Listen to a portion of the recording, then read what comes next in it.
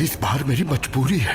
ये अमानत तुम्हारे सुपुर्द, बल्कि एक वफादार और दलेर इंसान भी। तुम तो इन सब चीजों से दूर। एक ईसाई को कुरान की आयत से तसल्ली दे रहे हो। मेरे यहाँ दूर रहते हो जमशेद, तो फिर ये क्या है? तुम ठीक कह रहे तान के लिए जिनका अहकाम मैं दिल से मानता हूँ। क्या तुम क्या यही है आपके इंसाफ करने के उसूल?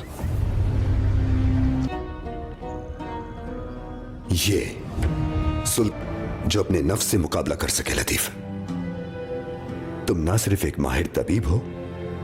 अस्सलाम वालेकुम। लतीफ जो सालिया का भाई होता है और वो सालिया जिसको बालन ने खंजर मार कर मारा होता है, जब वही बालन उसके बाप से मदद मांगता है दरिया पार जाने की, तो उसका वालिद उसे पहचान लेता है।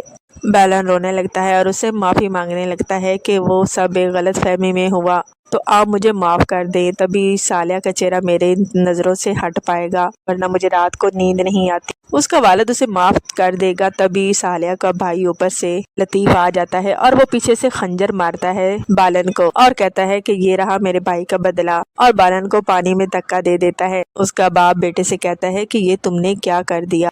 सुल्तान सलाहुद्दीन अय्यूबी को जब पता चलता है तो वो लतीफ़ के पास आता है अपने सिपाही बालन को लेकर। उसे कहता है कि तुम एक बहुत अच्छे तबीब हो, तो एक अच्छे इंसान का काम ये है कि वो अपने नफ्स पर काबू रखे। तो मेरा तुमसे ये कहना है कि तुम मेरे दोस्त का इलाज करो और उसकी जान बचाओ। अब क्या करेगा लतीफ़, जानने के लिए बने रहें चैनल के साथ। चैनल को कर दे सब्सक्राइब।